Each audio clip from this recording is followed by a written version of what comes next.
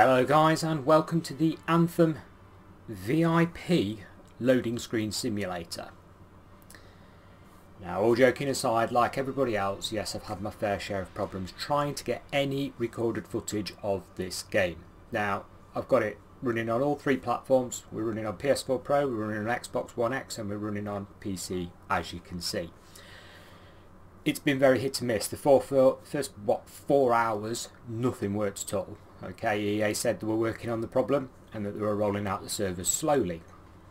Well, to be fair, they already did an alpha test, of which I can't talk about because I'm under NDA from it. And, you know, they should have learnt the lesson a little bit. This isn't released as a beta test, this is released as a demo. So you would think, you know, this is pretty much the final product. I've got 6 weeks left. This should be it. Well, it's not working well at all. I have managed to get in and got some gameplay, so I will show you that.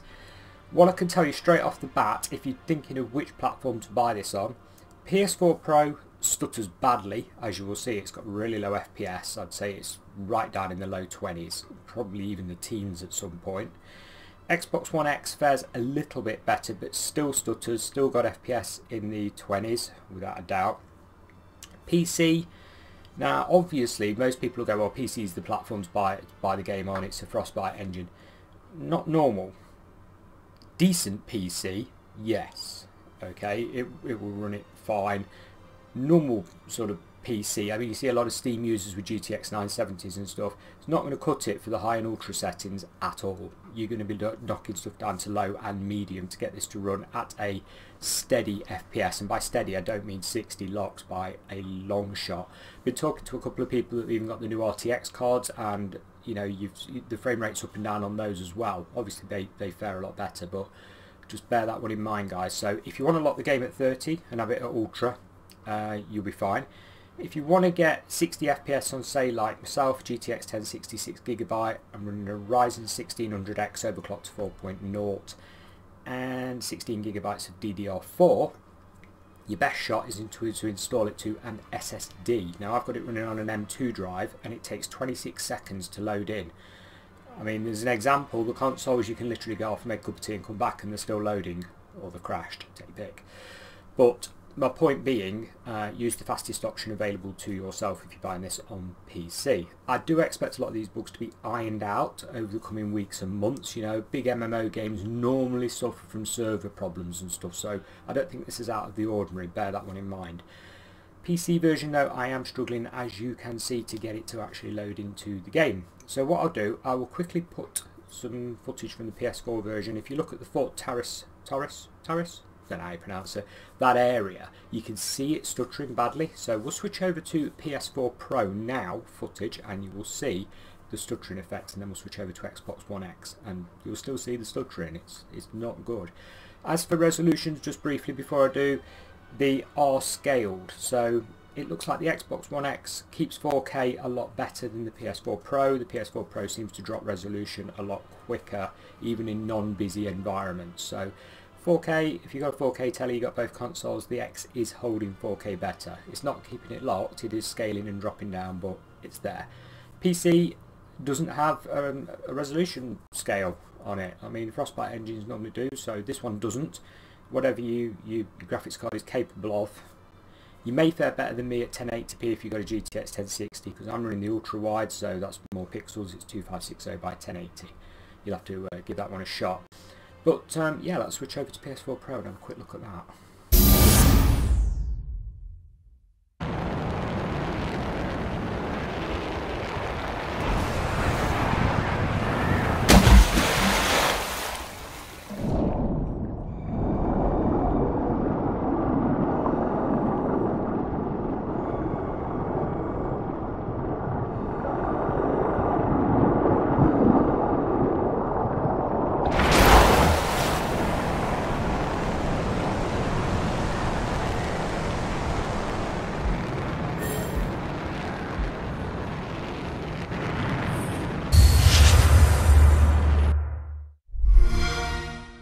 Systems are looking very good. I'll start reviewing incoming comm traffic for strange activity. All right, let me know.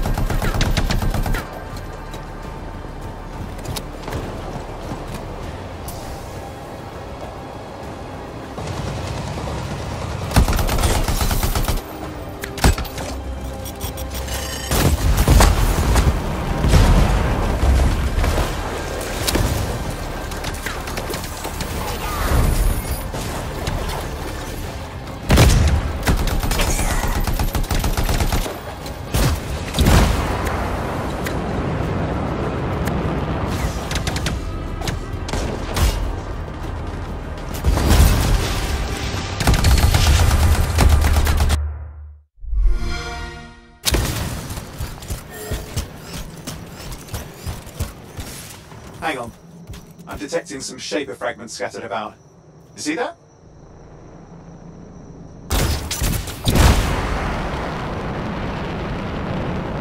You've got an angry Ursix to deal with. Be careful. Scar mines. Watch where you move out there.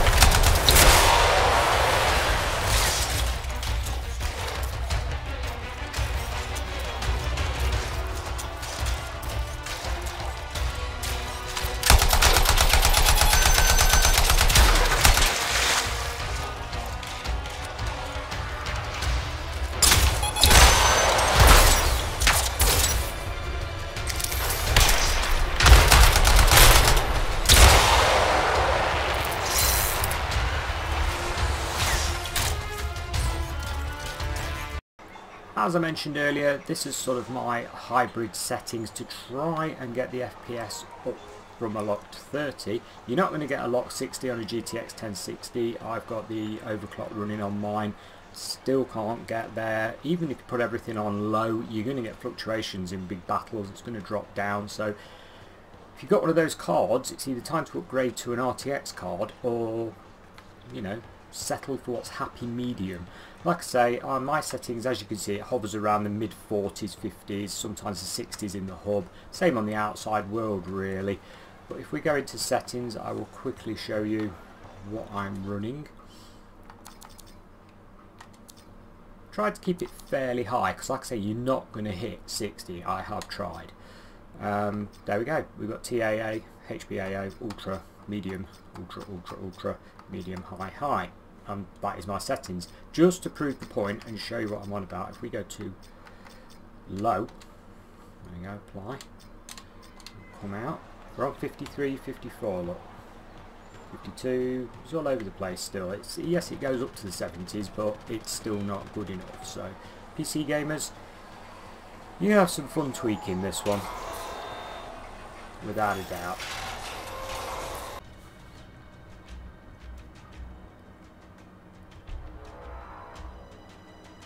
Well, one final word on this game before I wrap it up. Played a little bit more of it, got all 3 platforms, tried to do the same sort of missions on all 3, and what I'm sort of seeing is the Xbox has, well, it looks like it's washed out. The HDR implementation looks rather flat. I don't know if they're going to patch that, make the colours more vivid, but it's washed out. The PS4 Pro, I mentioned that the frame rate was really bad, especially in the hub area. Seems to even out a bit more when you're out and about. Can still drop into the 20s, but it plays as well as the Xbox version, there's no doubt, but without the colour problems. I also noticed that the controls seemed a little bit sluggish on the Xbox version, so I'm getting the feeling that version needs some more polish and more time in the oven than the other versions. PC version, it is what it is. It is heavy on GPU and you are going to need a good rig to run it, so bear that one in mind. But that's it from me. This wraps it all up, and thanks a lot for watching. Bye for now.